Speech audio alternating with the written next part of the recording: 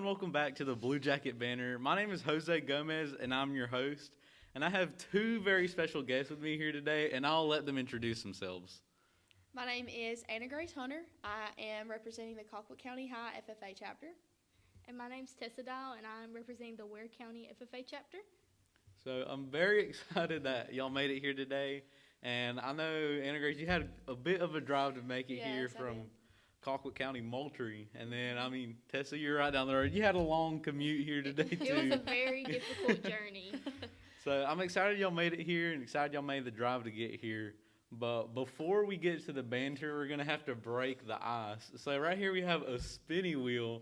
And if you want to go ahead and spin it and just tell me what number it lands on, I'll ask you a question correlating to that number. Okay. 6. 6. All right. This one's funny. If you could be any animal, what would you be and why? I think I would be a bird.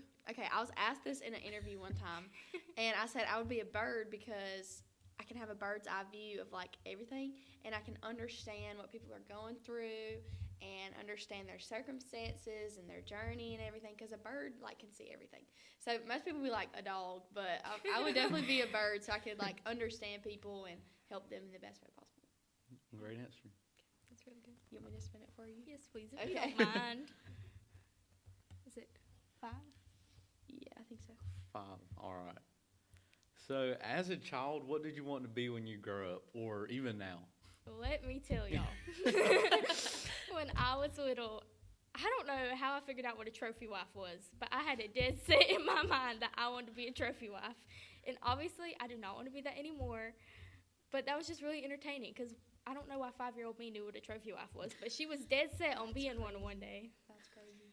Those are great answers. Definitely a bird. Yeah, definitely great answers to those questions. So kind of jumping in, getting some basic FFA questions asked to y'all. What can you say made you join FFA, or what inspired you to join FFA? What did that journey look like to joining? So I do not grow up in an agricultural family. I didn't really have any experience with ag or anything of the sort, so I really didn't start FFA until about middle school. In about 7th grade, my middle school got a chapter for the first year, and honestly, I didn't really do a lot in middle school. I really only got invested in FFA this past year when I started doing discussion meet, so I really haven't had that long of an FFA journey, but I'm really excited to see what the next 2 years I can do in FFA. It's crazy to me, like, the different types of people that are involved in FFA, because I'm completely on the other side of that. I like to tell people that I've been involved in FFA since I was a baby, because my dad started teaching ag a year before I was born. So FFA and agriculture have always been a huge part of my life. And so I knew that all throughout elementary school, I knew FFA was what I was doing when I got to middle school, and that was one thing I looked forward to. And I got involved in 6th grade and stayed involved up until I graduated, and am still involved now. So it's just been a really long journey, but it's great to hear people like just now getting involved, but yet their involvement has contained so much. So that's definitely interesting to hear. Yep, definitely great answers to that. Seeing how both of y'all joined FFA. I joined FFA in 6th grade at my middle school chapter.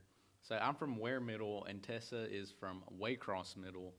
And we've had a chapter for a while, and they got their chapter my 8th grade year. So it would have, like you said, your 7th grade year. Okay. And we were the city school. Y'all were the country school. So I feel like that's the reason we got that FFA chapter so late. But honestly, I mean, even now it's been prospering very well. It's been growing at an exceptional rate. So yeah. Yes, we just got a new ag teacher at Waycross Middle this year, and she's doing a great job there already, and just excited to see the things that she's going to do this upcoming year. But yeah, I joined FFA in 6th grade, kind of because my sister was in it, so it's like, oh, why not try to be in it because my sister's in it? And then I guess that like sibling rivalry just kind of like pushed me to like, oh, I have to be better than her. I have to like be her at everything she did. But that was just a little bit of me on how I joined. But so we all know in FFA, when you're in the FFA class, you have to have an SAE project. So could y'all explain to me a little bit about what your SAE projects are? 100%. So my SAE is in the category of small animal production. For almost a decade now, my family and I have raised bred, raised, and sold English Cocker Spaniels and German Short-Haired Pointers. Our family business is Indian Creek Kennel Company. If you're looking for a puppy, let me know. I can hit you up. But we, like I said, we raise English Cocker Spaniels and German Shorthairs. We have 6 dogs right now. And we actually just have a brand new litter of puppies of English Cockers. So just a little marketing drop in there. But yeah, that's my SAE. And so basically what I do is just take care of the dogs on a daily basis. And that's how it really started. And then as I gained experience, I really have got a lot of veterinary science experience. I've done like vaccinations and tail docking and declawing and administering dewormer and all that kind of stuff. So I'm very familiar with like canine first aid, I guess you could say, and working with new mothers and puppies. So that's my SAE, and if you're looking for a dog, just let me know. So my SAE is actually more of an agricultural communications type thing. I actually design all the social media content for the Blue Jacket Banter podcast, in case you didn't know. Yes, so I help edit the videos. I used to write the captions. I now design all the posts, make sure we're keeping up with the trends, things along those lines. It's been an enjoyable experience, but that is my SAE. Yep, definitely. Tessa's been a huge help in the start of this podcast that y'all have all been watching for a long time. She's helped me a lot of the way. Like she said, she used to write the captions, but I kind of learned how to write captions along the way. And we're so proud of you, Jose. Yes, So I've came a long way, You know, from being chronically online to being tech savvy. You got to make it your business. Yes. But with the help of Tessa, she's now helping me work Canva. So I'm getting there to start helping her make out the posts. But she's been such a great help along the way and just amazing to help me be here and starting the podcast and help me with all the social media. So every little clip or Instagram reel y'all see, it's her idea. And Anna Grace, love the dogs. Yes, I may have to hit you up for Hit me up. Hit her up for a dog, an English Cocker Spaniel and a German Short-Haired Pointer. Yep. Alrighty. So kind of on the topics of SAEs and the things that you can win with them, what have been some of the most rewarding things that FFA has brought to y'all? You want to go? I can go. Okay. So if you had met me about 2 years ago, I was very shy, very quiet. Would not be doing this right now, that's for sure. And I really didn't want to pursue anything public speaking wise. But now, that has just changed, a complete 180. Now I'm doing this podcast. I have met a lot of friends through FFA that have really been with me since the beginning, and they're just so impactful. And honestly, I just feel like FFA has just given me so many opportunities to learn how to public speak, to learn how to grow, to learn about agriculture, which I really didn't understand before joining FFA. So I've just been really impacted. I guess the most rewarding thing, I probably couldn't pick one thing, but there's, like she said, there's so many opportunities that FFA brings you. And what matters is reaching out and grabbing those opportunities when they're presented to you. And I have to say, one of the most rewarding experiences probably was being a delegate. That just, I don't know, it opened my eyes to the FFA organization at large. And that one connected me with people from around the country and improved my public speaking skills. Because, you have to stand up and speak in front of a large committee of 100+ people, and that can be difficult to do. So yeah, it's just been it's brought so many friendships. My best friends are in FFA. I told my mom the other day, I said, if I was broke down in any part of this state, I have somebody that I could call. If I'm in North Georgia, I'm going to call Levi Layton. If I'm in Central Region, I'm going to call Allie Corzine. And if I'm somewhere in the swamp, I'm calling Jose Gomez. I just have people that I can call because of FFA. And that's just such a wonderful thing. The relationships and the opportunities are definitely the most rewarding things that FFA has brought me. I definitely agree with that. That was such a nice way to put it.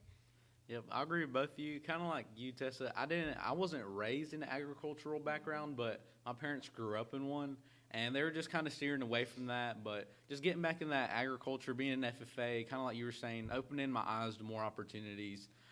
Just definitely a fun learning experience, and as well as a delegate experience. That was really fun last year. This past national convention, me and Anna Grace were delegates together, and we love a good Bucky stop along the way. You talked about this on the last podcast. But Yes, we absolutely love Buc-ee's for a little pit stop, a snack break. We spent 4 hours there in the Buc-ee's in Calhoun. Yes, we did. Oh my goodness gracious! I don't even know if Buc-ee's has that much stuff to do for 4 hours. No. We And- literally ate. We stopped to eat breakfast, and then we ate a snack, and then we ate lunch. And by the time we got there and time we left, those of you who are avid listeners to the Blue Jacket Banter already know this. But for anyone new out there, I'm the individual who lost their phone in Buc-ee's. So just throwing that out there. Well, keep in mind she lost it like that morning. You lost it that morning, right? And we yeah. found it by like lunchtime. Yeah, so. so if you ever lose something in Buc-ee's, just hang around until you find it. But yeah, Buc-ee's was definitely fun. And again, with the delegate experience, being able to see people from different, I was about to say different countries, from different states, and just being able to see their perspective on different topics and the committees, and just seeing how different you are with states, with how Georgia might be different from New Mexico and the CDEs that they do. Mm-hmm. But just, again, definitely both great experiences that y'all both had. So kind of leading into experiences, I know both of y'all have many leadership roles in FFA and outside of FFA. So what are some leadership roles that you've taken inside or outside of FFA what are some leadership roles that y'all have taken inside or outside of FFA, and what have y'all learned from them? I'll let you go because mine are just FFA. Alrighty. So as I said, I am sort of new to FFA, so I don't necessarily have the long list that I'm sure Anna Grace has. Shout out to Anna Grace. Honestly, I mean, I was a chapter officer at one point my freshman year, but I really haven't taken many opportunities in FFA leadership-wise. I have done a lot of LDEs, a lot of competitions like that to pursue that, but honestly, most of my leadership roles are outside of FFA.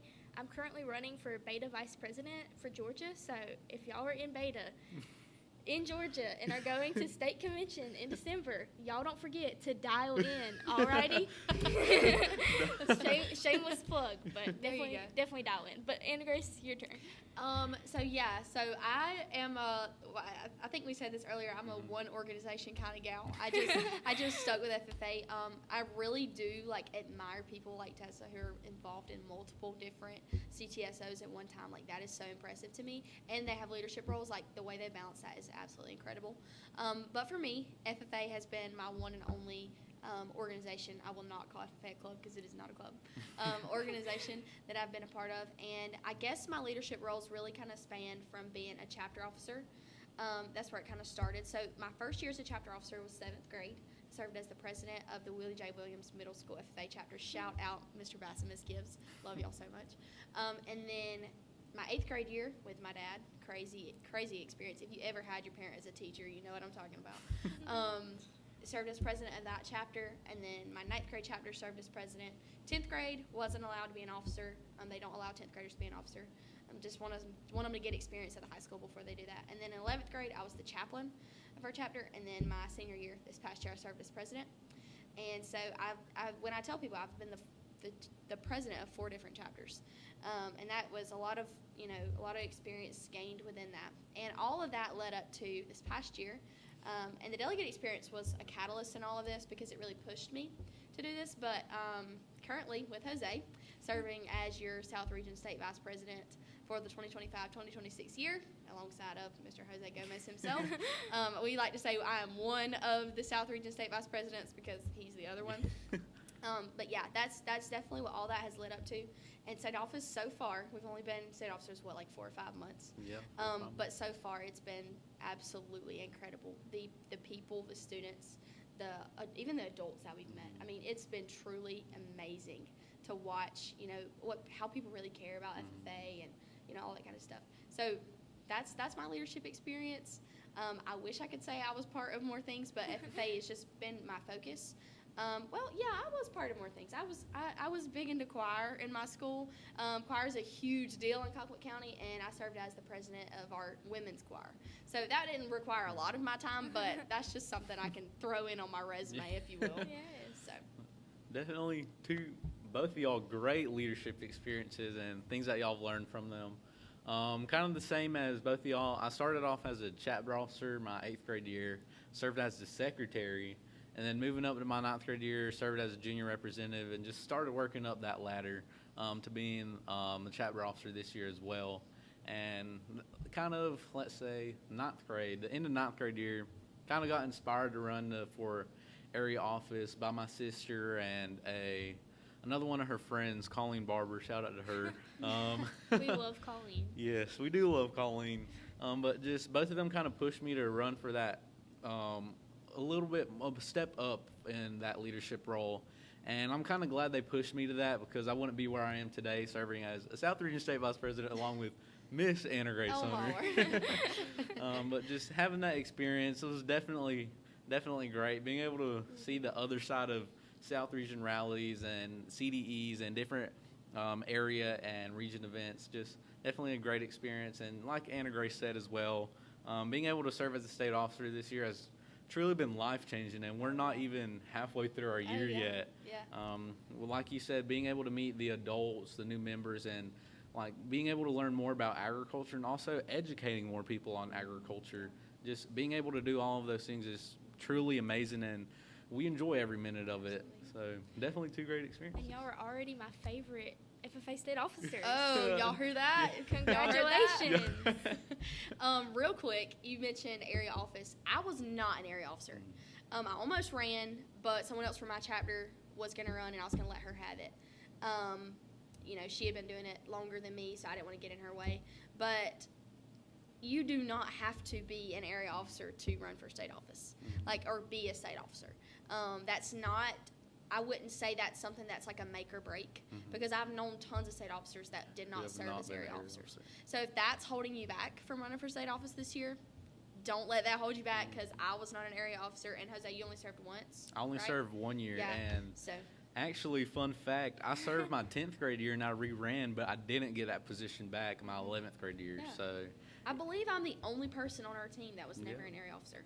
Yep. So, I'm still on the team though. So that's just something to think about if that's holding you back. Just don't let that hold you back. Yep, like you said, great advice there for anybody who's interested in running for state office. Definitely a great experience. I recommend it to anybody. Oh, yeah. But like she said, you don't have to be an area officer, and just don't let those little setbacks hold you back from something you want to achieve in life. Absolutely. So, yep. So getting into the whole gist of today's episode that I'm excited about. If you haven't guessed from the title already, this episode is going to be all about LDEs, and I think the three of us pretty much cover almost all the LDEs that in Easily, FFA. yeah. Definitely. I think besides extemp, I think. Yeah. And Pretty much. Yeah. Yep, I think we cover all of them except extemp.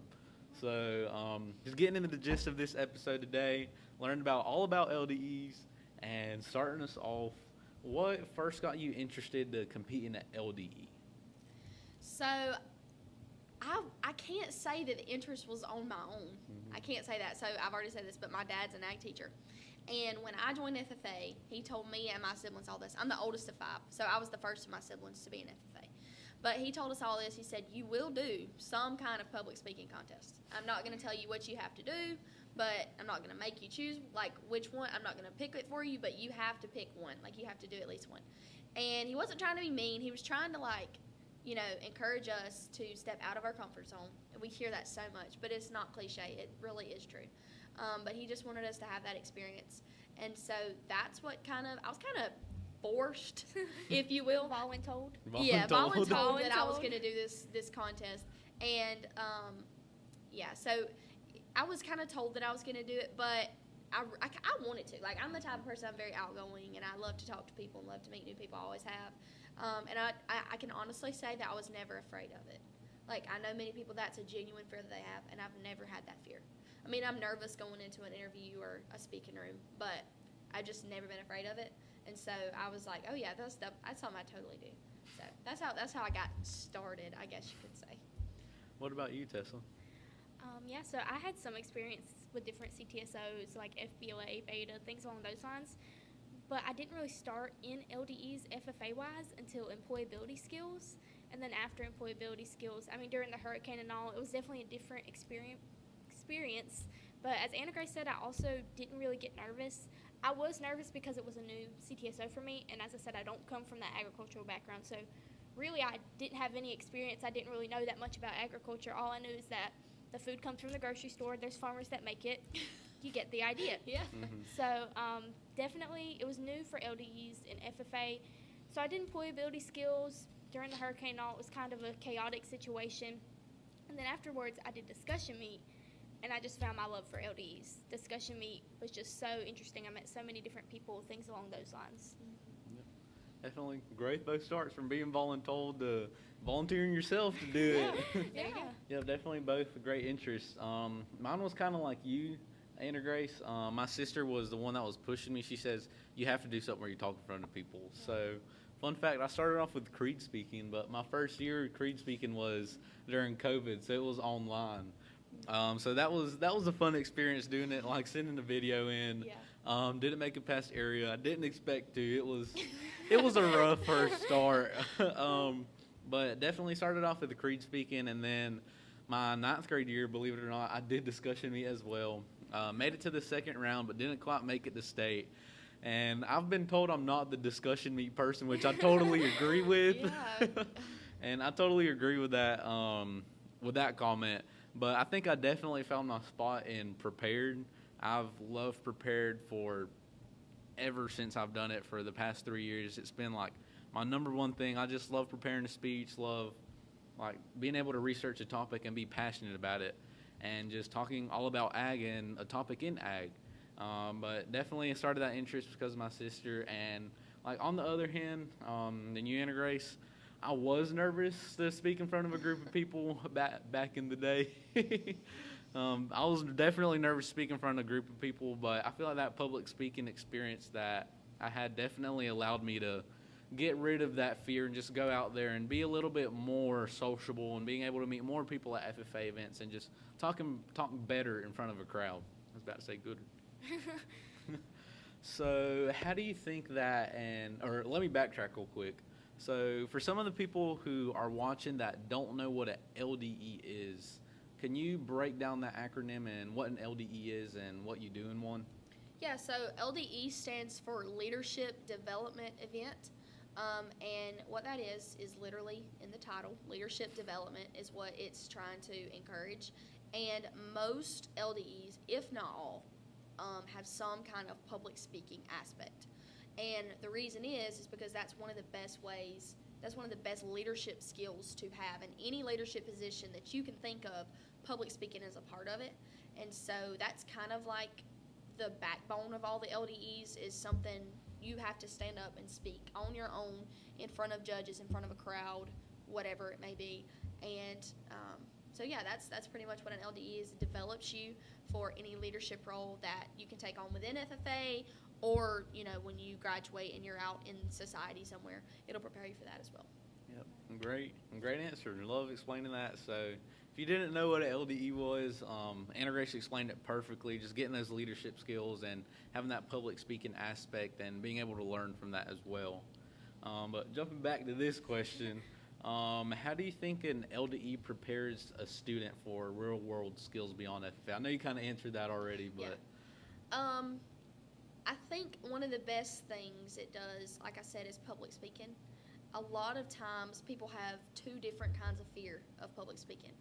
It's an irrational fear that everybody's going to look at me, everybody's going to think I'm dumb or whatever. And that's all mental. That's all that is. And then there is a rational fear that maybe one time they said something in class and somebody laughed at them. So there's two kinds of fears with public speaking, in my opinion. But what LDEs does is provide a safe environment. Those judges are not they are judging you, essentially, but they're not judging you in a negative way. They're judging you to compare you to the performance of other students. But they're not trying to make fun of you or anything like that. So that provides a safe environment for you to overcome that fear.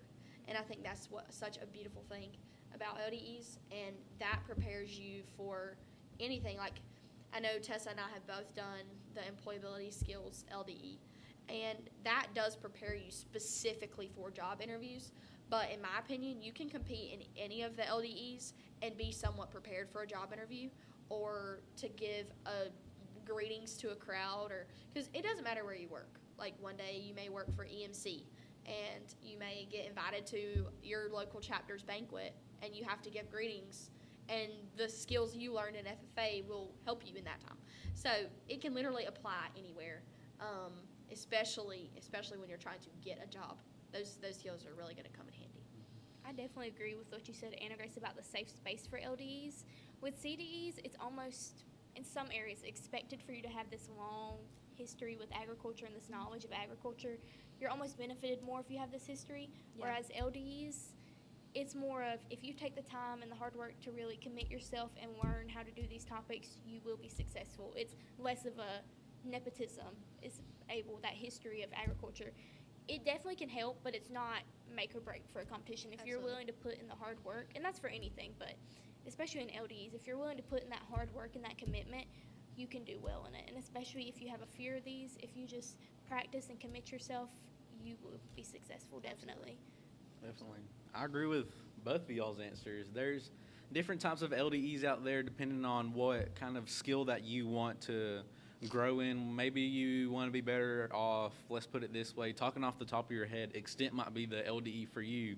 You get your topic there, and then you have to make up a speech within 30 minutes on site and give your speech. I think it's a 2 to 3 minute speech. I believe so, yeah. And just being able to think off the top of your head. And maybe you want to be in a position where you might be, let me see if y'all can better explain this with discussion meet, but just kind of being in an area where you're going to converse with a ton of other people with different opinions on topics. Discussion meet might be the LD for you, or maybe you like to have a whole prepared script. Prepared might be the LD for you as well. There's something for everybody out there depending on the skill that you want to improve with that leadership and public speaking skills. But definitely, I think y'all answered that question great. Kind of going back down, not going back down, kind of leading into the next question. How would you, I need to take a break. What advice would you give to someone who's nervous about competing in their first LDE? So speaking from personal experience, from this past year, I would just really say make sure you're prepared. I feel like especially if you are nervous, if you're stressed, the best thing you can do is prepare yourself. Practice in front of a mirror. Go online, look at the resources. I mean, I know for discussion meet, it's a lot related to Farm Bureau. Look on the Farm Bureau website. Look on the social medias. Look and find that information. Go talk to your local Farm Bureau members and leaders, things along those lines. The more prepared you are, the better you're going to feel walking into that room. You're just going to have so much more confidence and just ready to take on that challenge. Yeah, I totally agree. Piggybacking off what she said, especially with the discussion meet contest, being someone who has graduated out of that and is no longer allowed to participate in that, my biggest advice to those students specifically is know your Farm Bureau facts, because your judges are Farm Bureau individuals. And they're going to be judging if you say Farm Bureau needs to XYZ and they already do that, you're not going to look very good in front of those judges. So, yes, absolutely. If you're doing this discussion meet competition, you need to know everything you can know about Farm Bureau. Know that Zippy Duval is the president. Know that kind of stuff, because that can come in handy and set you apart from the other contestants. But generally, to all of LDE participants, oh my goodness, participants, to all of you, it's like I said earlier, the fear of speaking in front of people is all in your head. It's all in your head. You have to fight against yourself. That's who you're fighting at that point. Just know that those judges are not out to get you. They want you to grow, and they want you to get better at what you're doing. So that's something to keep in mind. Also, like she said, prepare. There is no sense in going into an LDE unprepared. You're going to make your nerves and your fear 10 times worse. I'd argue 100 times worse. So just prepare yourself and know that, and just have some confidence. I know that seems cliche, but if you go in there and you're not really sure what you're talking about, but you have confidence, that'll fool the judges sometimes. So just a FYI there. But be prepared, know your stuff, and have confidence. Those are my 3 suggestions. I agree with both of y'all. Being prepared, definitely, whether it's in prepared public speaking in the name or with discussion meet or extemp, just knowing your topics and kind of like y'all are getting on that discussion meet type of giving that influence to a new member. For prepared, just memorizing your speech. You can go in that room and read your speech off of a note card, but it'll look a little better if you have your speech memorized. And sometimes I know it's hard to memorize an 8-minute long speech sometimes, but just re-going it through your head, taking it a paragraph at a time, and just, like Tessa said, saying it in a mirror. Saying it in a mirror helps me a lot. Or just speaking to somebody else in a room. Just making sure you're prepared and you know your topic, and just knowing your topic well to the point where they're going to ask you questions. Because for prepared, they ask you questions on your topic. So just making sure you're well-rounded on that and well-rounded on your topic, and make sure you know it inside and out so you can give, whether it's both sides of an answer or just leaning more towards the middle of an answer, just making sure you know the inside and out so you know how to answer that question. So you're not really like starstruck or like surprised when they ask a question that you don't know. Yeah, even if that means having like an accountability partner or just one of your friends just being like, hey, remind me to go study, remind me to go look at this, hey, can you watch me practice my speech? Even just having people like that with the friends you meet through FFA, even just having somebody to hold you accountable if you know you're not the type of person to just sit down and study this, you know? Absolutely. Well, going off of that, another thing you can do too, especially with discussion meet or prepared, find an expert in whatever topic that you're researching or learning about to prepare for, because that can help so much. I know one of the best things that helped me was meeting with our Farm Bureau office manager, Miss Greta Collins. I met with her probably 2 or 3 times throughout my time of doing discussion meet, and she just knew everything there was to know about Farm Bureau, and that helped me understand like what exactly Farm Bureau does, what they stand for, what they're working on, what they're currently doing, all those kind of things. And that helps. So like if your speech is about water conservation, then you need to go talk to someone who is an expert in water conservation, and that way you'll have an insight on, not, you have your research, but you'll also have that perspective, and that will stick with you more than anything you could ever look up. Like you'll find yourself in that competition room quoting the person that you talk to, because it sticks with you a little bit better. So.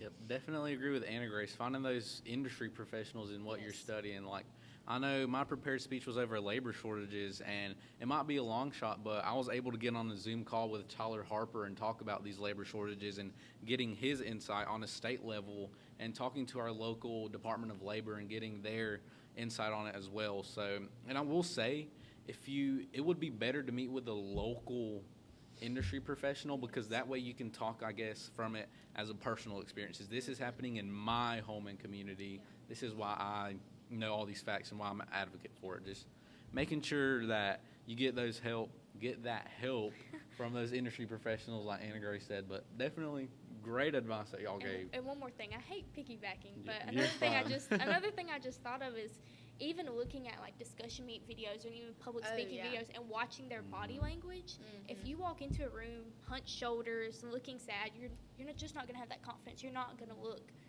as confident, and even if your words are confident, just the body language can just lose points for you. So even just watching and studying how people move their hands, how people sit, how people act, how people do these, it can be beneficial as well. Yeah. Definitely. Great advice that both of y'all gave. Love it.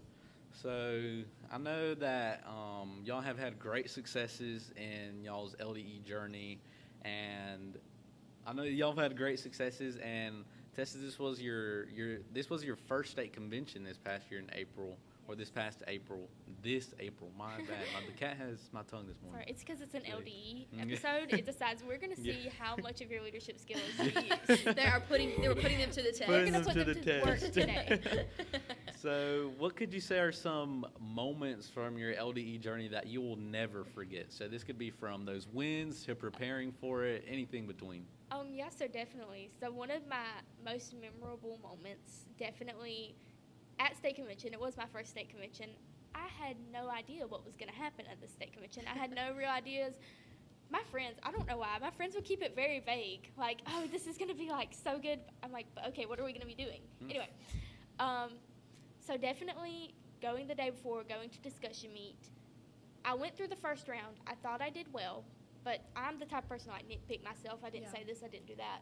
Anyway, I thought I did well, but just sitting in that room surrounded by my friends, my advisors who worked crazy hard to get me to the point I am, because I would have not been able to do it without my advisor. Shout out to James Renshaw. I would have not been able to exceed as well as I did in that competition. But just sitting there and watching as the judge pulled my name off of the table and put it into the Final Four table, that was just the greatest feeling I've ever had, because knowing that I was able to do something so successfully in order to get me into the final round at state, at my first state convention, that's just a feeling I'll never forget. And watching as the people around me were cheering on like so excitedly, that's something I will never ever forget for sure. Yeah, absolutely. What about you, Anna Grace? I would guess the most memorable moment in all of my time doing LDEs has to be getting called Emma Grace Jenkins from the Jenkins County FFA chapter on the national stage. So, backstory. I'm going to just tell my whole creed story because I've got to. So, 6th grade, the first time I did creed, like Jose, I didn't make it out of sub area. Like, your girl didn't do good. So, I mean, but it was my first ever LDE. So, understandable. 7th grade rolls around. I was like, okay, did pretty good. Made it to state. Gets canceled because of COVID. So, I was like, great, lovely. Did all this work, can't even do it. 8th grade rolls around. They do the LDEs virtually. That would have been at state convention. They do them virtually. So, I submit a video. Made it to state virtually. All online, all a Zoom call. So, the Final Four was done through Zoom. And compete, they told us the same day, like a couple hours later or something like that. And they called it like they would. And they said, in 4th place, Anna Grace Hunter from the CA Gray Middle FFA chapter. I was devastated. So I've been doing creed for all this time, and I was like very disappointed because I've made it to state twice and can't get out of 4th place. Like I can't do this. So 9th grade rolls around. Now 9th grade is very, very important. This was like the catalyst year. So this is the year that my younger sister, she's 4 years younger than me, this is the year that she is in 6th grade. She's in FFA. Her first year in FFA. That's a very important fact. Okay, we go to the area contest. 3rd place, Anna Grace Hunter. CA Gray Junior High FFA chapter. 2nd place, Caroline Hunter. Willie J. Williams FFA chapter. My younger sister beat me at area. I have been doing this contest for years. It's her first year, and she beats me at area. Y'all, when I tell you I was livid, you probably could not have talked to me that day because I would have hurt your feelings. Like, I was so mad, and I didn't want to admit that I was mad, and I didn't want to admit that I was jealous, but I was. Like, I was very mad. And so I was like, man, in 9th grade, that's your last opportunity to do any junior contest. So I was like, I felt like I got broke up with. Like, it was bad. Like, it was really sad. And so a month or two goes by, and my dad comes to me and says, so 1st place dropped out. So you got moved up. So me and my sister were the finalists from Area 5 to go to state. So we go to state, and my sister doesn't make it out of the 1st round, which she's a 6th grader. The fact that she made it to state as a 6th grader is impressive. I make it out of the 1st round, make it to the final round. And I was like, okay, this is my fear. I'm going to do I've come this far. I got this really unique opportunity to be here. I wasn't supposed to be here. This better be good, kind of a thing. Got done with the final haul, felt great. Go on stage, and they call the names. When they called 2nd place, my knees buckled because I knew I had just won. And I got so excited. I literally tensed up, and my dad was grabbing me, and I was like, ah! I was so excited. And so I won, and then that October went to Indianapolis to compete in the national contest. Y'all, I was an emotional wreck. I was so nervous. I was so scared. It was my very first time at a national convention, very first time competing in anything that big. And I was nervous. I was like, 50 states, that's crazy. Like, who am I to 49 other people, And so with the way they do it at nationals is they have 50, and then from that 50 they pick 24. From the 24 they pick 12, and from the 12 they pick the finals. So I made it to the 24, and I was like, okay, I will be okay with this. Like, I'm not 50th, so I'm okay with that.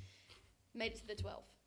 I was like, okay, here we go. I'm feeling good about myself at this point. I was like, you know what? If this is as far as I get, I'm good. I'm top 12 in the nation. That's pretty awesome. Then they call my name for finals. And I was like, there is no way they got that wrong. Like, they got the wrong one, because that was crazy. And I was like, okay, here we go. Finals hall at National Convention. This is crazy. What do I do? You know, do what you've always done. In that moment, just do what you've always done. Don't change anything. So I compete with Tucker from Kansas, William from West Virginia, and Rachel from North Carolina. I will never forget those 3 people. And so we're all in the finals room together. Me and Rachel are trying to talk to forget about what we're about to do. William's sitting over there like rocking, like scared to death. And Tucker's just pacing everywhere. And it was just like it was like a dream. Like I can literally close my eyes and be in that moment. It was just so special. So yeah, we competed. It was really great. And I did E.M. Tiffany a disservice because the question they asked me about him, I did not do very good on.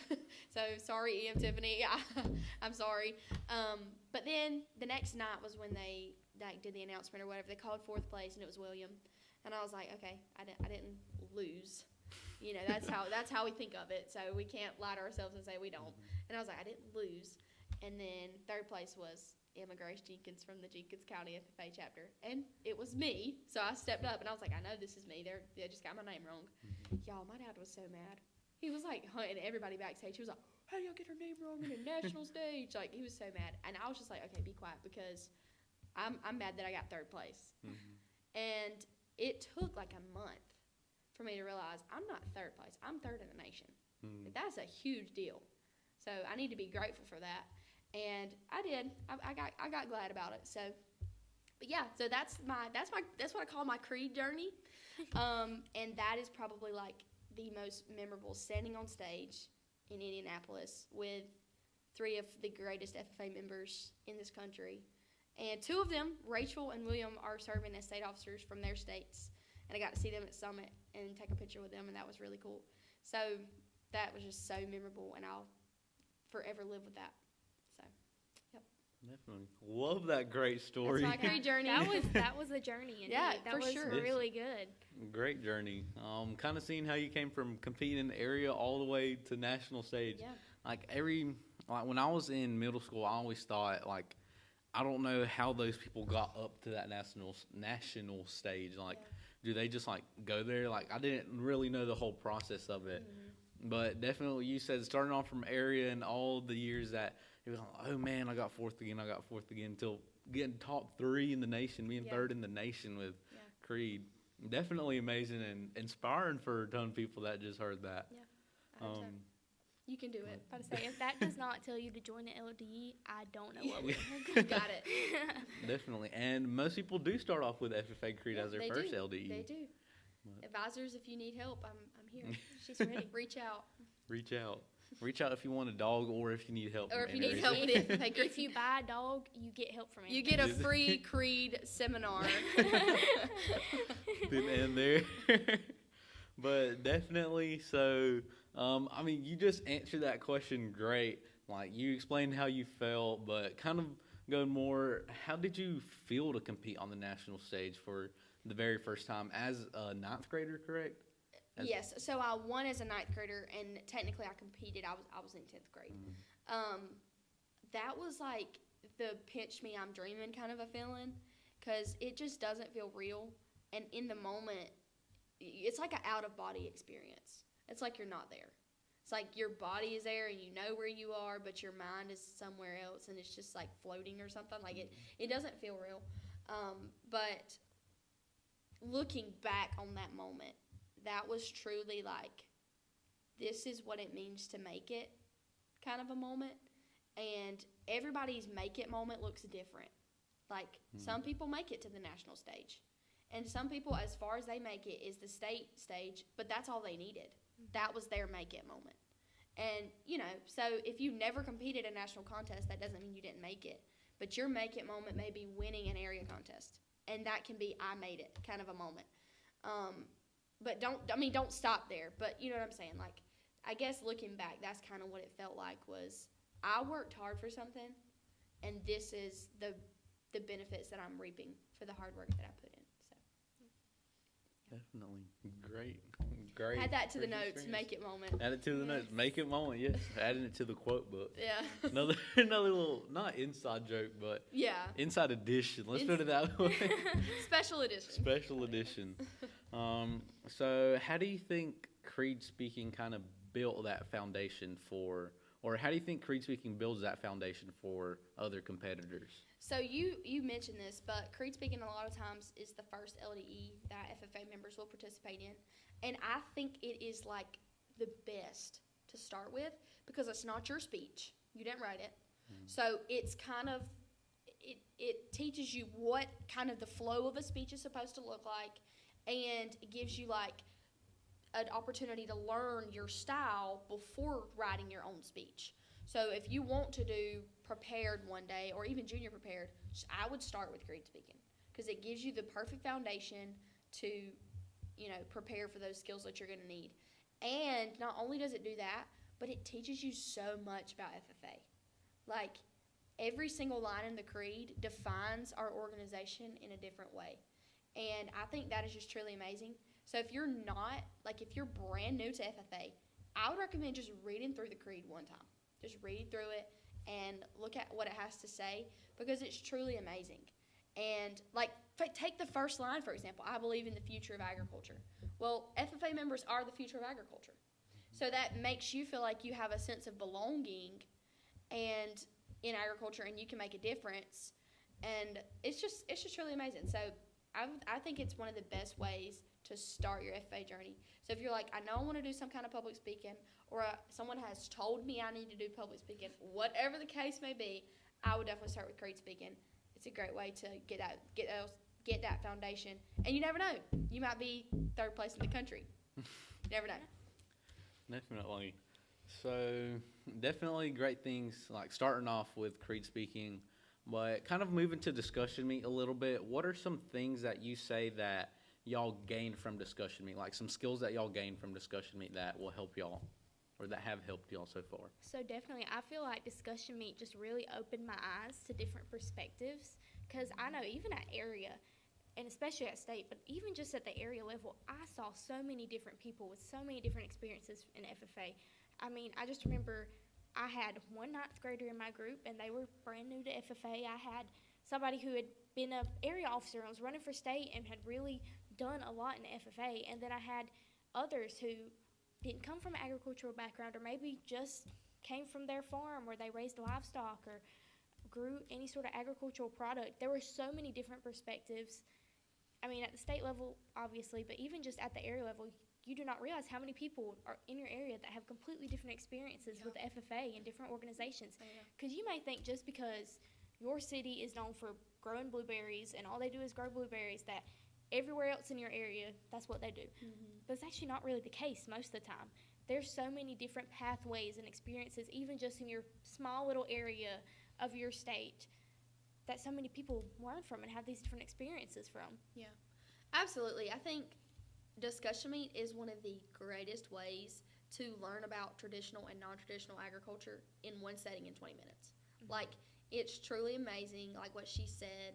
My discussion meet room, there was always someone who had some sort of urban experience every time. And, state area didn't matter. They had some kind of urban experience. And then you had Rex Hughes, who works for his cattle and row crop operation with his family. And shout out to Rex, because we competed in that contest for years together. And he always talked about his traditional agriculture background, and you need that. You need the progressiveness and the urban side of things, but the foundation is those production agriculture families.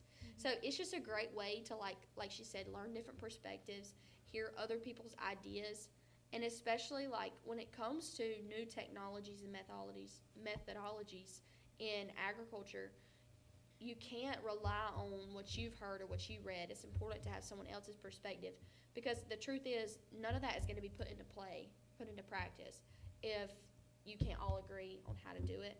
And so it's a great way to get all of those perspectives in one room and just genuinely have a conversation. And that's why it's so much fun.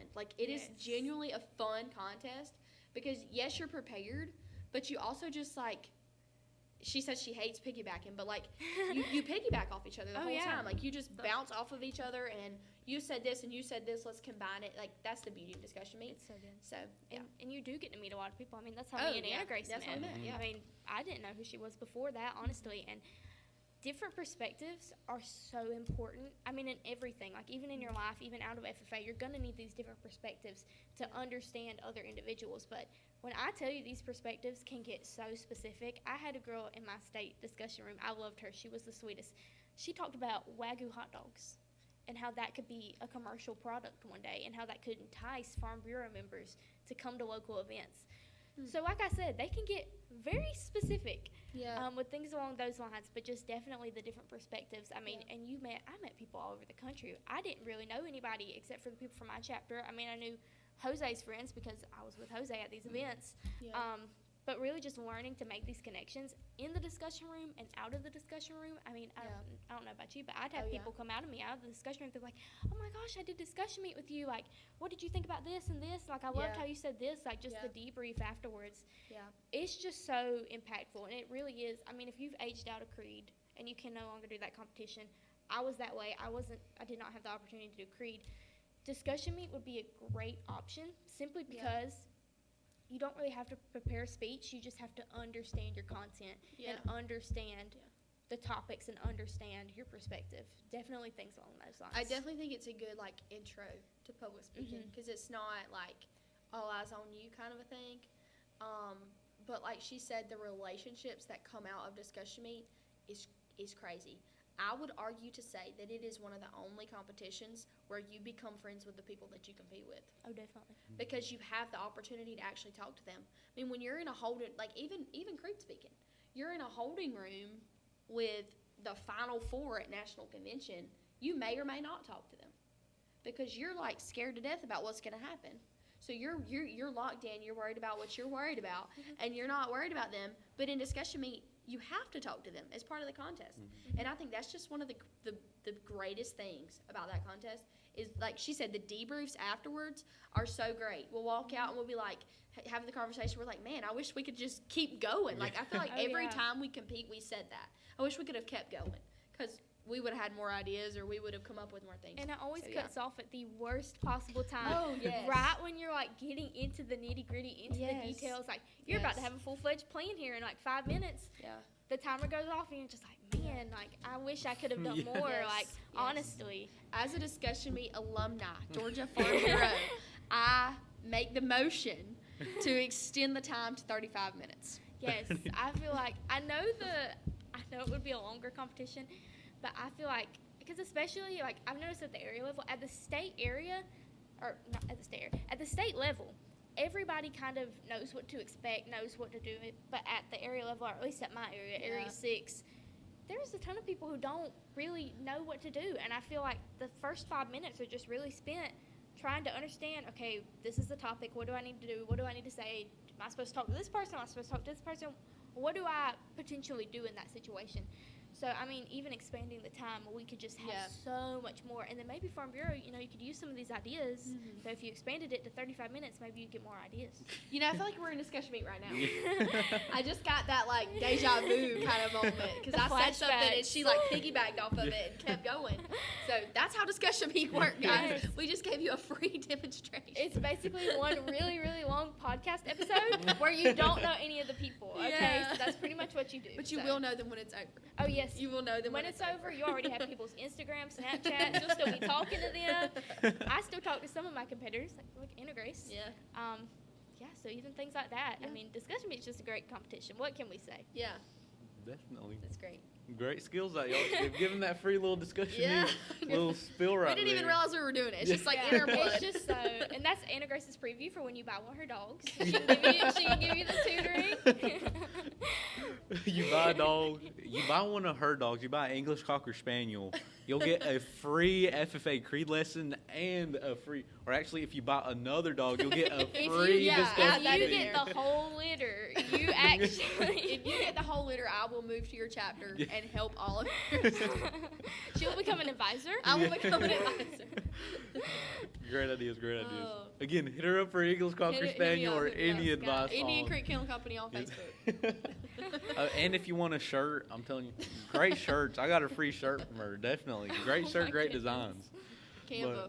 Canva, yes, Yeah, Canva. Canva. Still learning how to Canva's- work Canva, but great. We're working on it, Jose. We're I working believe on in it. you. See, We got this. Like Canva, me and Canva have been locked in for a long You time mean so you mean far. dialed in? Actually. Dialed in, Dialed yes, in. dialed in.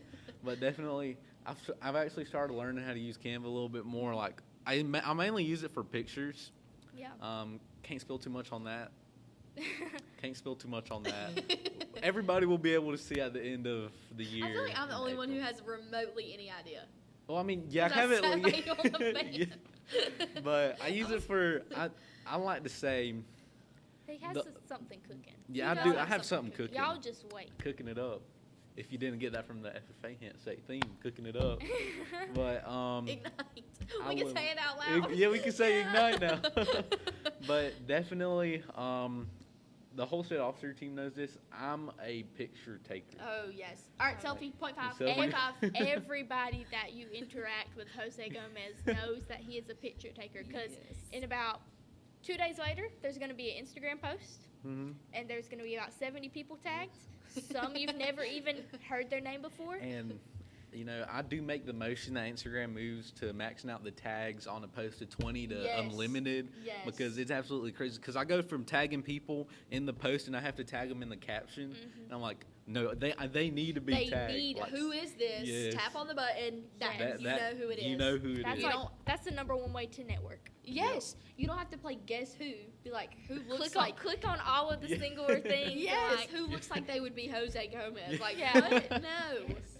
But definitely, I'm a picture taker. I love to document a bunch of stuff. Yes. Hint, hint. You'll see it in April. Surprise, surprise. Y'all will see it in April. see. Love my point fives. I just love picture taking, whether it's scenery, taking pictures with a new group. Definitely love that. Little yap session on me using Canva, like getting my pictures there, You printing got them this. out. Just wait. In about 2 months, he's going to be so dialed in on Canva. Duh. All of his posts are just going to be amazing. Yeah. Trust. can't wait. I believe in you. Yes. Hopefully so. Hopefully so. I got to keep on having my little sessions where I can do my little Canva guru stuff. Yes. But that was my little spill on Canva there in my pictures. Full But soapbox. Anyway, back to LDEs. back to LDEs. So I know Discussion Meet is kind of all about collaborating with other people and kind of thinking on your feet. So how do you say this prepares you more, not prepares you more, but how do you say the difference is preparing for Discussion Meet than preparing for whether, let's say, preparing for Creed or a prepared speech? Tessa's already hit on this a little bit, but it is preparation. There is preparation. Do not go into this contest thinking you don't have to prepare and you can just go off of other people because that is not the way It to never go. works. That doesn't work. They give you the topics ahead of time, so do some research on your topics. Talk to those experts about those topics because they're going to look a little bit different. If there's a topic about the Farm Bill, you need to get with your local representative. Find those industry experts. But the biggest difference is those are entirely prepared. Mhm. Like there are, you know what you're gonna say, when you're gonna say it, almost how you're gonna, like, all that kind of stuff. And Discussion Meet is like, it's like extempt with the help of other people. I would kind of say, because you have to be able to think on the fly, but you also have to have that research. So we have said that it's a good intro if you want to dabble in some public speaking a little bit, and you're not ready to go all out and do a prepared speech or Creed speak. Well, you can't do Creed speaking and Discussion Meet at the same time anyway. But yeah, I think it's different because it's not entirely, like I said, I'll me kind of a moment. It's, I think this, and Tessa jumps in and is like, I think this, and someone else is like, okay, let's combine those ideas. Now we have this big, wonderful idea. Yeah. So that's kind of how it works. So do not go in thinking that you don't have the research. That's the worst idea you could possibly have. Yeah. Because, the judges are not judging you based on, how much you know about the topic necessarily. But if you know nothing about the topic, that's going to be obvious, too. Yeah. So, I mean, definitely. With discussion meet, you just never know where the conversation's going to go. yeah, 100%. So I think it's just good to understand a little bit about each topic than just hone in on one specific item. Yeah. Because I've noticed even with competitors, they'll have, I want to say this, and I want to say this, and I want to say that. And they end up leading the conversation the whole time, and it can almost be viewed as almost aggressive, almost to a level, yeah. where they like, I need the conversation to go this way so I can hit this point and that point. So just don't over-prepare your conversations, per se, but over-prepare on your content. And just make sure you know your stuff. Because I have been in rooms before. I can't lie to y'all. I've been in rooms before where there's been that one person who you can tell their ag teacher just threw it into them about 15 minutes ago, and they're just like, you got to come speak at this thing. And I've definitely noticed those individuals, and you can tell. So just things along those lines. Yeah. Definitely agree with that. With both of what y'all said, like making sure you're prepared. I know when I did discussion meet, I wasn't the most prepared. I was just doing the topics, doing my own research, but I didn't get into the nitty gritty with meeting with other people and going to that practice event that we host, and because we host a mock discussion meet, just kind of getting that. We just started that. Yeah, we just started that last year at our school, and just anybody in our general area can sign up to go to it, getting them that experience before they go into discussion meet. Because I know that some people thought it would be going this way, but then when they did it, it was when they did that practice round, it was like, oh, this is actually how it works. But definitely, like you said, being prepared, knowing your stuff. Kind of the same with prepared and extempt. I know a little bit about extempt. I haven't competed in it. My sister did. She went to state with extempt, but she didn't end up competing at state because she also made it to state with Ag Ed, and that was back when Ag Ed competed at the convention center. Okay. So she decided to compete in Ag Ed instead of extempt. But kind of her side of things, making sure. I kind of think extempt is kind of a little bit like discussion meet, like you were saying earlier. You get your topics ahead of time, and making sure you study all those topics. So by the time you go there and you choose whatever topic out of the hat that you have to talk about, you already know what to write down. You already know where you can kind of start your speech off of, what facts and figures that you need to hit. And kind of with prepared, it's in the name, you prepare everything ahead of time, and just kind of like you said, you go into prepared knowing how you're going to say it, what you expect from it. And with prepared, this is kind of a little trick. You can set yourself up for questions. So in your speech, you can kind of I wouldn't say leave a chunk out, but leave something vague where they ask you a question about it and you know that answer. So when you answer it, it's going to be full, polished, and perfect. And just kind of setting yourself up for questions so you know maybe a gist idea of what they're going to ask you. And that's definitely a great, I'd say that helped me out a lot with doing it, because I feel like my topic was broad, so they asked me questions on both sides, whether it was questions from the general experience from a farmer or questions on the legislative side of it. Just anything else in between. Just if you set yourself up for questions there, you kind of know what you're expecting for them to ask.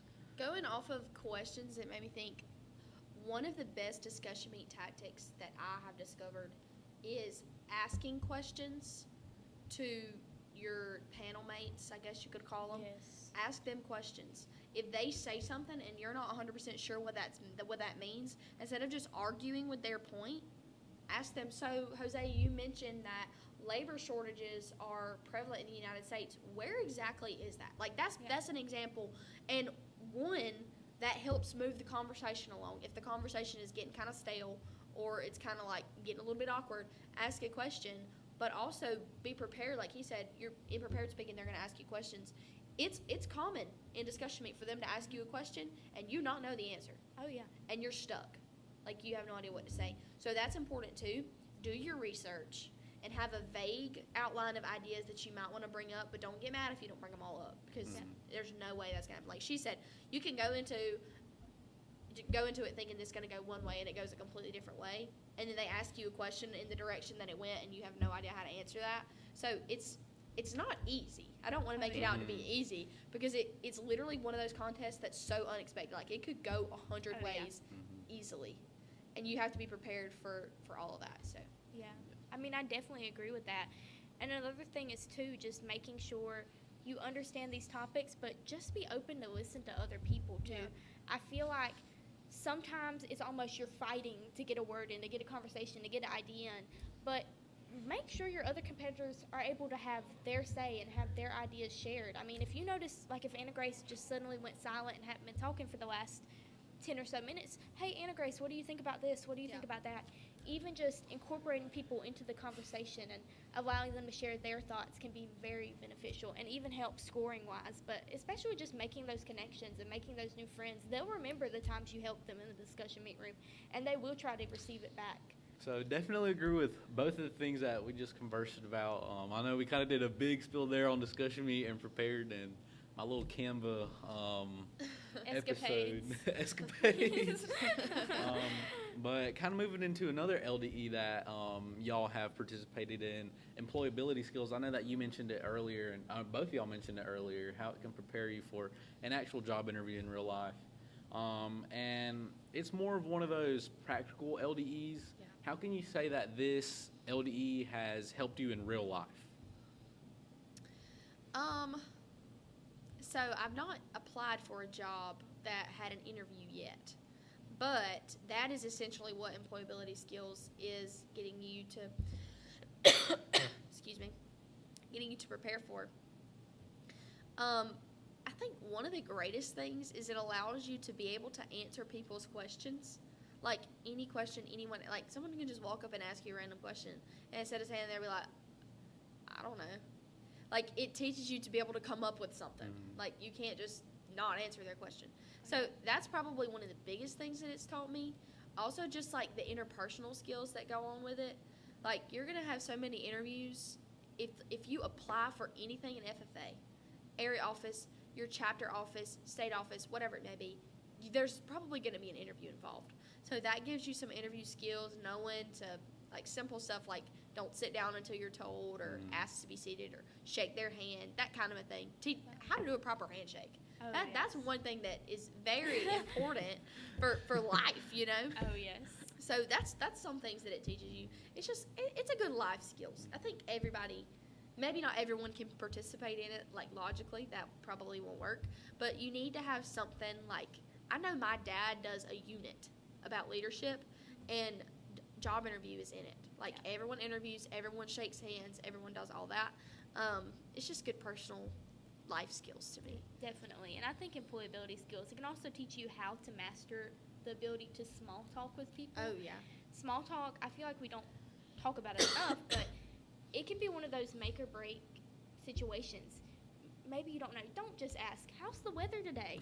Having actual, oh, I like this. How do you think of this? Like, having that ability to really converse with people that you really haven't met before can be insanely crucial. And as someone who has applied to a job, and you might think, oh, if I'm applying to be a CEO, that these skills will help me.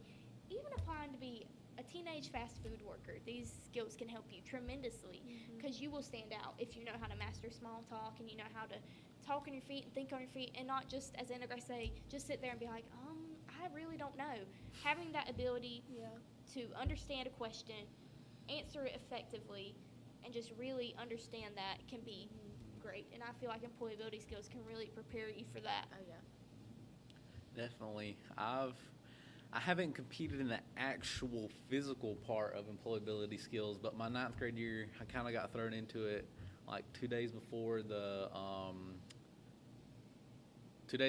resume and cover letter were due, and I was like, how do I make a resume? So just Patricia.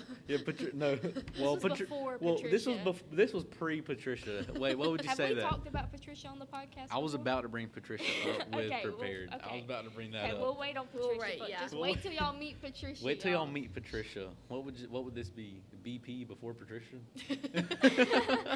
Yes. Oh my goodness. This was pre-Patricia time. They don't know who Patricia is, but I gotta tell the story on Patricia. Okay, I'll let her tell the story on Patricia. I love Patricia. It's definitely, I kind of got thrown into it last minute because the girl in our chapter who usually would do employability skills had something on that day. And on the physical day, that they had to be in person to participate, because you would send your resume and your cover letter beforehand, but this past year it changed. Everybody would go compete at the same time. But when I did it, you had to send it beforehand, and I was an area officer, and the 2 days it was due, we were at Region Rally, and we were in the hotel room. And me and Harrison were on our laptops trying to I was trying to get my resume done, and it was definitely a funny experience. I did not expect to make it out of that round, which I didn't. Well, I mean, you had Harrison with you, Yeah. so that was probably helpful. And it was kind of like you make up the job that you're applying for. Yeah. So that you can make it benefit you in many different ways. Maybe you're somebody who's really heavy into ag mechanics. Maybe you apply to a mechanic shop. Maybe you're applying to Lassiter. And just things along those lines. I said I was applying to a nursery, a local nursery here in Waycross. Just kind of the job descriptions and just being able to knowing how to make a resume. I know, like, as simple as it sounds now, the difference between me making a resume in ninth grade me and me now is like night and day. And I know it sounds like something basic, but just making sure you know how to make your resume. Make sure you know what needs to be on it, what doesn't need to be on it, and what will benefit you on that resume that you make. And that's another good point, Jose. You can make your job anything. So even if you don't know what it takes to be a nursery worker, I mean, I know a lot of people who have done non-traditional things and really made it their own with the job position. You can make it whatever you want agriculturally wise. So say you don't necessarily have the qualifications to be a nursery worker or work in a field or things along those lines. You could really cater it to yourself and really how your resume would positively reflect it and just really make it your own. Like, my experience is in veterinary science and small animal production. So my job was a veterinary technician at a local vet clinic in town. So whatever is going to make you look the best and whatever you have the most knowledge about, that's what you apply for. Definitely, because I know I had previously done mine in the technology world with like social media content and things along those lines. Just really finding what works best for you and what you can talk about for a whole entire interview. I know a lot of people who just pick whatever their ag teacher tells them, but they don't really know a lot about the topic. So they get 2 minutes in their interview and they're like, okay, so what do you think about this position? And they don't know what the answer to be. So just really finding something that you can talk about and that you can share your interest about for, how long is the interview? About 10 minutes. Yeah, I think it's 10 minutes. So whatever you can share thoughts on for 10 solid minutes with questions, pick that topic. Even if it's not traditional, even if it's not what you usually expect, find a thing that you can talk about. And also, I've heard this from my friend Chloe Rogers out there. Shout out to Chloe Rogers.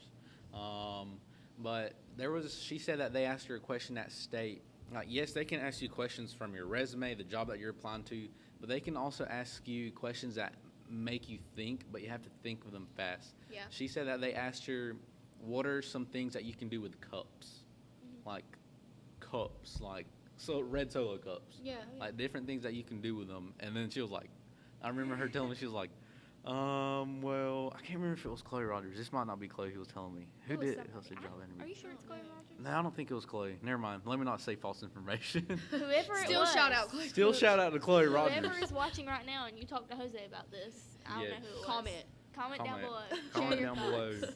But like simple questions like that. I can't remember. They were like, what are like 5 different things that you can do with red Solo cups? Wow. Or like. And that can be especially for any like high level interview. I've heard that a lot from other CTSOs or even from other actual jobs in the world. They have these more creative questions to just see how you think about something and how you interpret information, things like that. So, I mean, that's definitely something you might see in the real world. And just to test, like, how you handle being thrown something crazy. Like, practicing for NomCom, I worked with Miss Lynn Cook quite a bit. Shout out to Miss Lynn Cook. Huge shout out Huge to shout Miss out. Lynn Cook. Literally the legend. We had a Zoom call and she asked me, she'd asked me like all these FFA questions, you know, what does it mean to be a state officer? You know, how does the FFA mission apply to, you know, service and all this kind of stuff? And then she's going to ask me, if you could be anything on the McDonald's menu, what would you be? And I was like, what? Like, not expecting that. And I was like, you know what? I'd be French fries. You know, and I explained how they're like a snack, so they're versatile, and they like go for anything, and then they're salty. So it's like just what you need, and they have experience They have that salt, that experience. And so that's how I went about it. But after she kind of coached me on how to answer questions like that became my answer to that crazy question. But you're gonna get like earlier you asked me what kind of animal I would be. I've been asked that in an interview before, and most people are like a dog, but be different and say a bird. A bird. That's my advice. Different, say bird. Be I've been different, told say I'd bird. be a sloth. I don't know which. I can see that. I don't know if that's a I compliment. can Yeah, I I didn't know if that was a absolutely- compliment. I didn't know how to take that. They were like, "You're just like, I guess, cool, calm, and collected." And I was like, Yeah, you're a take it easy kind of guy. Yeah, I can see that. Yeah. But definitely kind of seen that, like you said, they'll kind of throw those questions at you to either throw you off or see how you're thinking in that moment. Yeah. And having you think on your feet. Because, you don't, yes, you want to process the question, but you don't want to spend, a whole minute just thinking about that question and what you're going to say. Oh, Yeah. But kind of going down here a little bit, great answers for both the things that y'all just said. Amazing. And let's see, this one right here. So kind of getting back on the topic of discussion meet, I know the discussion meet requires you to talk with a ton of people with maybe they do have different opinions, but you kind of have to work with them as well than just having an opposing opinion. I know that. So kind of what's a trick that both of y'all have learned to kind of keep that balance with sharing your ideas without being overbearing or taking over the whole conversation? So, do you want me to go? Yeah, go ahead. So one of the things I learned after area is when you look around your room, so say you're at state and how many people are in the room? 8, typically 8 to 6. Yes. Look around to the other individuals in the room. Know their names, learn their names. Usually you have a visible name tag so you can see people's names. And if you can't see that name tag, tell the person, Yeah. hey Jose, I can't see Please, your name tag. Can please you do that. please move it? Because when you get in that discussion room, you should be able to address them by their name. Yes. Especially, and even I know some people it helps them to just go around the room and just go ahead, because you also are provided with a sheet of paper. Just go around the room and just write down the individual's names, like this is sitting here. But what I learned definitely is by the end of the discussion meet, I should be able to point at Jose and be like, okay, his name is Jose. I know he promotes this and thinks that. You should be able to almost have a Spark Notes summary. Yeah. Even if it's 2 sentences, you should be able to learn something about that individual so that in the future you can actually, well, Anna Grace, I know you said this, or Jose, I know you said that. And I know some people write it down on their paper, but even just in your head, knowing a few things about the person can be really beneficial. And that's just how I've learned to understand different perspectives. Because there's people you walk into the room and they're going to have completely different ideas than you. Yeah. And just remembering, okay, I know this person thinks differently than me. What kind of questions can I ask towards that? Yeah. What kind of questions will help me better understand their perspective? Yeah. I mean, just me and Anna Grace, we could do a discussion meet right now about how she was from an agricultural family and how her Yeah. father was an ag teacher, and that's completely different than mine. Just Right. asking those questions, and that's what really makes discussion meet what it is. Yeah. She kind of took my answer right there at the end, which is fine. That's how discussion meet works. My apologies. No, it's perfectly fine. Asking questions is so important. I have the tendency personally, I get very heated in arguments very easily, and discussion meet is not argument meet. So it's supposed to be a conversation. It's not supposed to be like a battle of perspective. And I get sometimes aggravated when people don't agree with me or they don't think the same way that I do. And I'm like, how could you possibly think that solar panels are going to benefit agriculture? Like, how could you possibly think that? But it's important to, they obviously got that perspective from somewhere. Mm-hmm. Like, they didn't just decide one morning that was what they thought. Like, it came from something. So asking them questions like, so from your experience, why are you passionate about that? Or what problems do you think this can cause? If you're trying to convince someone of your idea, make them answer questions that will allow them to convince themselves. Don't try to convince them. So let's take solar panels, for example, because I just genuinely don't like them. But if someone says, well, one way to benefit the energy loss and all that kind of stuff in agriculture is by establishing and putting up solar panels. So I would say, that I'm glad you brought up that point about solar panels, and I'm sure that there are many benefits, but can you think of any issues that solar panels might?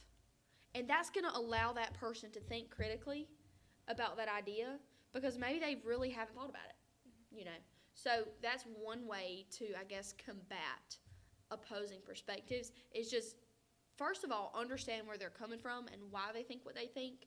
Don't just shoot them down, and when they start talking, just, oh no, I'm not listening to them. Like that's dumb. I'm not gonna go with that. But try to understand where they're coming from, and if you think that they're completely off base and they're just completely wrong, then ask them questions that allow them to change their own mind. Don't try to, well, that's just wrong. Like you can't go about it like that, because that's hostile. Like you can't go about it like that. So questions is so important. And that's just, that's good in the discussion room, but even just in life, like just taking that advice and just, that's what I'm saying about LDEs.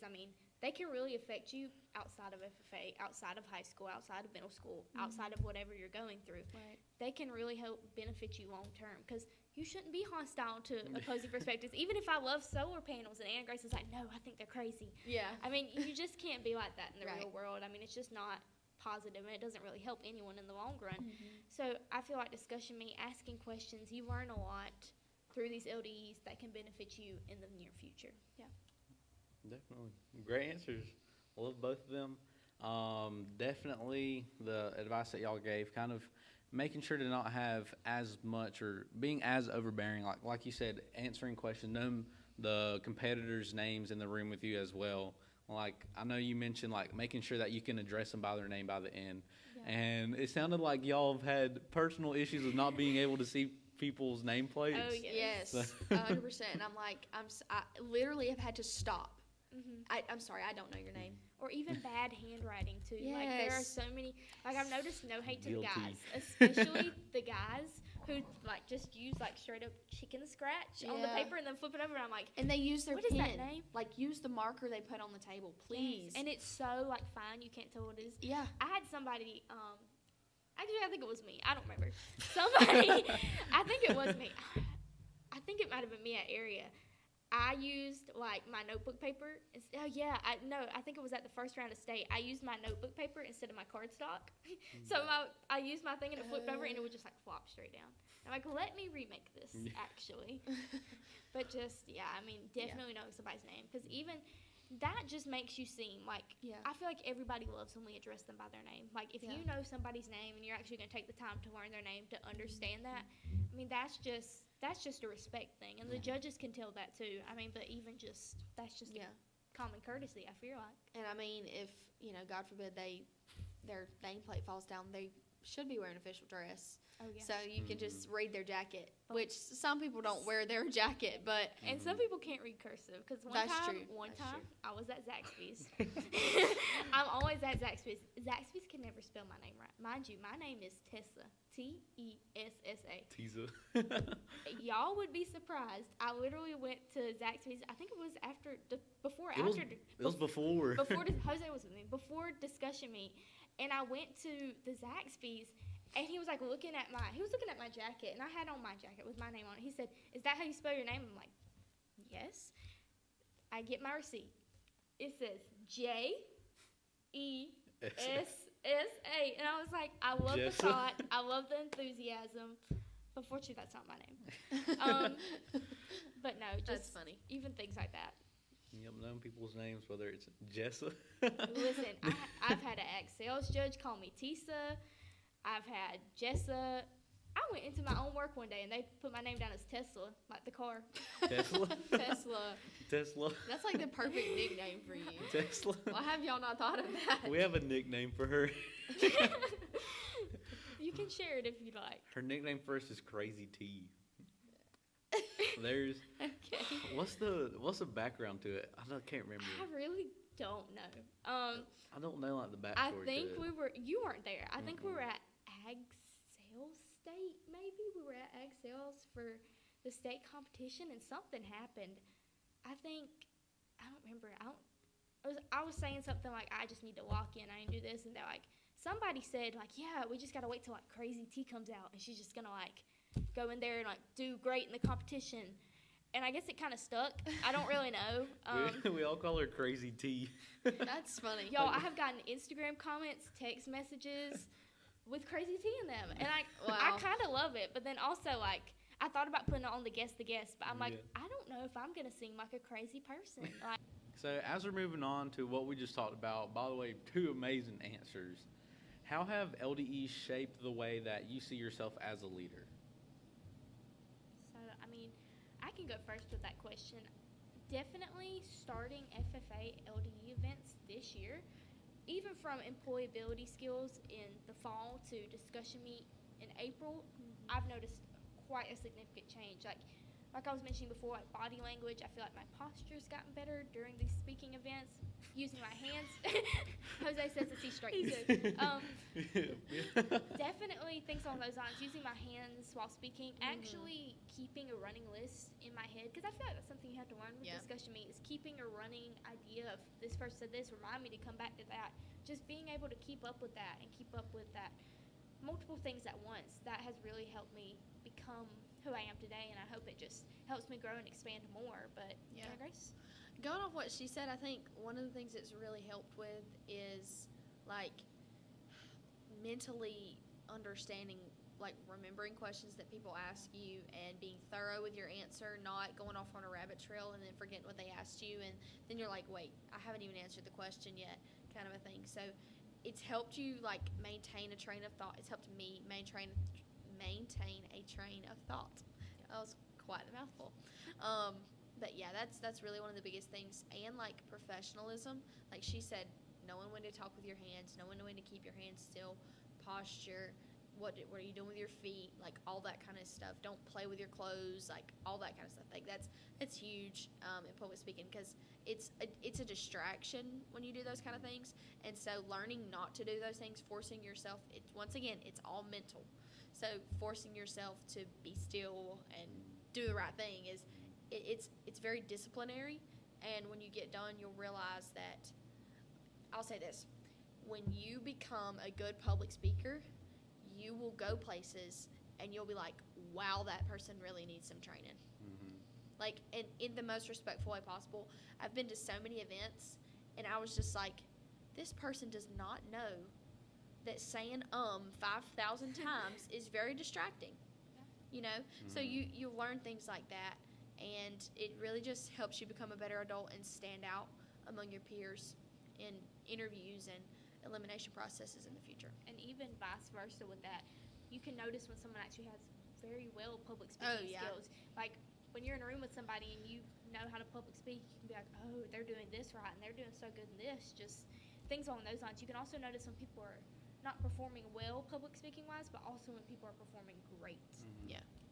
But definitely, I think with those 2 great answers, but with public speaking comes a lot of advice, whether it's your scorecards when you get them back from the area contest, because I know at state you don't get that feedback.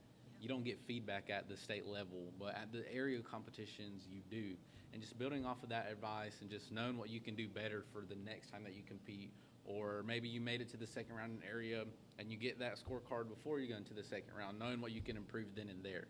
And talking about advice, what do you think could be, on the topic of advice, what advice would you give to younger members who are interested in wanting to compete in their first LDE? Definitely going back to, I've said this a lot in this episode, but the fear of public speaking, it's all in your head. So forget your head. Like, don't lie to yourself and tell yourself that you can't do it, or I've heard so many younger members say, that could not be me.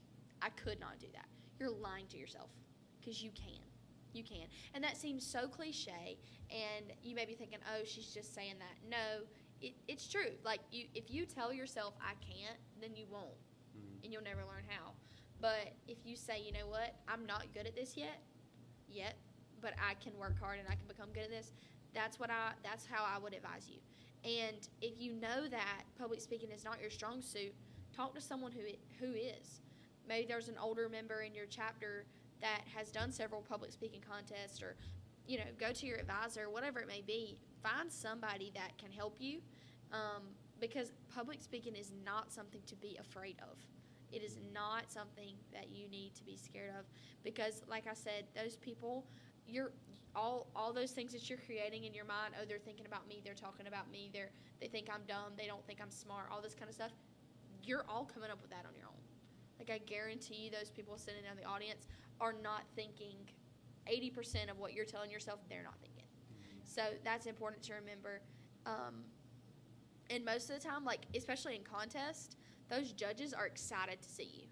Like, they cannot wait to see what you have to tell them, or how you give the FFA creed, or the topic that you researched about, or how passionate you are about agriculture. They can't wait to hear that. So just they're judging you, yes, because they're judges, but also know that they're rooting for you, and I'm rooting for you. So if you need any help, let me know. But it's not something to be afraid of, and just practice. That's my advice. That's really great advice, Anna Grace. Definitely agree with that advice, and I think that's wrapping up today's episode.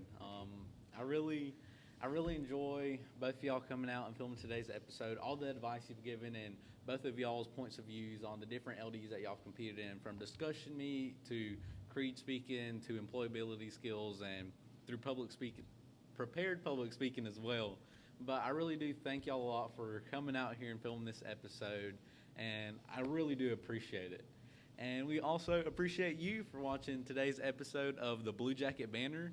So just make sure to follow us on all of our social medias to stay up to date. And again, thank you for watching.